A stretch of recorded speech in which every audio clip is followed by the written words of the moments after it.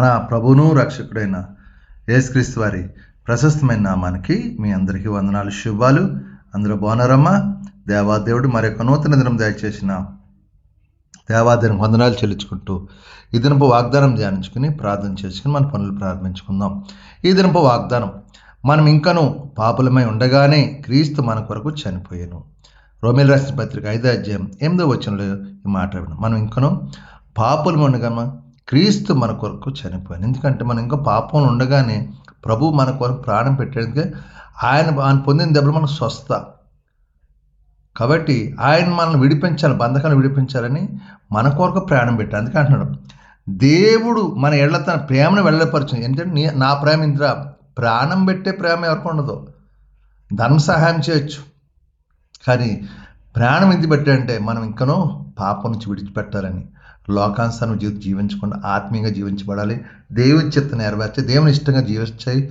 మనం చనిపోయిన తర్వాత మనకు జన్మ ఉంది కాబట్టి అక్కడికి వెళ్ళాలని ప్రభు కోరుకుంటున్నాడు. కాబట్టి అందుకే మనం ఇంకనూ పాపులుగా ఉండగానే మన కొరకు యేసు ప్రభు ప్రాణం పెట్టాడు.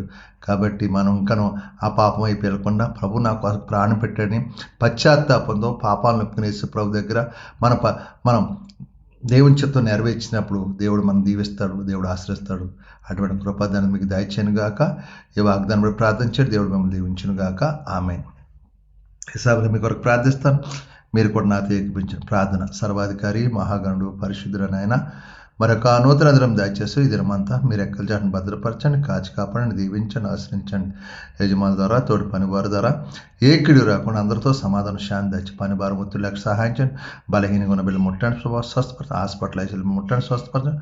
కుటుంబ సంస్థల బాధ విడుదల దాయించండి. అప్పులు బంధకాలను విడిపించండి, తాగుడు వ్యసనాలు దూరపరిచి ఈ దినమంతా సంతోషం, సమాధానం, శాంతి, నెమ్మది దయచేసి పతిబెట్టు చుట్టూ మీకు కంచి వేసి కాపుదలు దాయించమని, మీకే మహిమా ఘనత ప్రభావం పొందుకోమని యేసు పరిశుద్ధ నామమున అడుగుతున్నాను తండ్రి.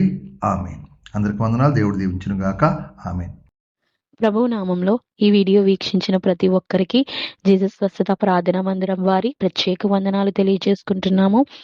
మరి ఇంకెన్నో సందేశాలు, వీడియోలు, సంఘ కార్యక్రమాలు మీకు అందుబాటులోకి రావడానికి పక్కనే ఉన్న సబ్స్క్రైబ్ బటన్ని ప్రెస్ చేసి బెల్ ఐకాన్ని కూడా ప్రెస్ చేయాల్సిందిగా కోరుకుంటున్నామండి.